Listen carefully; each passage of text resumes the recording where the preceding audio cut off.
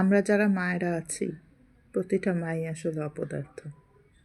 শ্বশুরবাড়িতে প্রায়ই কথা শুনতে হয়, আমরা আসলে কিছুই করি না। আসলেই আমরা কিছুই করি না, কিছুই পারি না।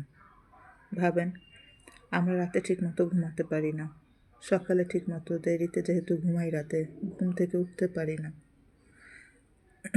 রান্না করতে গেলে ঠিকমতো আমরা রান্না করতে পারি না, হয় ভাত নরম হয়ে যায়, নয়তো পেঁয়াজ পুড়ে যায়, লবণ কম হয় অথবা লবণ বেশি হয়। রান্নাটা আমরা ঠিকমতো করতে পারি না। আমরা ইচ্ছে মতো ঘুরতে যেতে পারি না, মন চাইলেই কারো বাসায় বেড়াতে যেতে পারি না। আবার আমরা ঘরে শাড়ি পরে সাজগোজ করে পরিপাটিভাবেও থাকতে পারি না।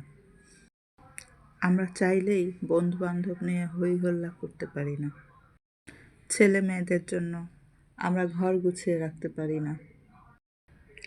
আমরা আমাদের এই অগোছালো জীবনে রাগটাও কারো উপরে ঝাড়তে পারি না।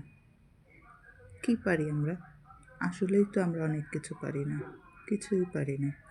যা পারি তা শুধুমাত্র ছেলে মেয়েদের লালন পালন করতে পারি। কিন্তু এত না পারার মাঝে আমাদের এই পারার অংশটা কারো চোখে পড়ে না। ভাবেন তো, আমাদের আসলে না পারার পরিমাণের সংখ্যাটাই বেশি।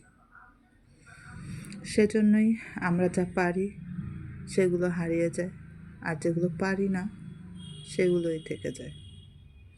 মায়েরা সবসময় ত্যাগ করতে করতে জীবনটা পার করে দেয়। প্রশংসা, সুনাম এগুলো খুব কম মায়ের ভাগ্যেই জোটে। তাই দুঃখ করে আফসোস করে কোনো লাভ নেই।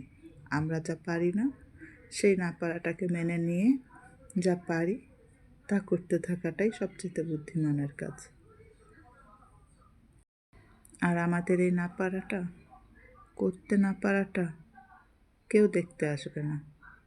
তাই আসুন আমরা মায়েরা ভালো থাকি, সুস্থ থাকি, হ্যাপি থাকি, আর বাচ্চাদের দিকে আরও বেশি মনোযোগী হই। মনোযোগ দিয়ে আমাদের সন্তানদেরকে লালন পালন করে যাই। আমরা ভালো থাকি, আর আমাদের এই ছোট্ট ছোট্ট ছেলে মেয়েগুলো, সোনামণিগুলো ভালো থাকুক। দোয়া করবেন সবাই মায়েদের জন্য আর তাদের ছেলে মেয়েদের জন্য। আল্লাহ হাফেজ।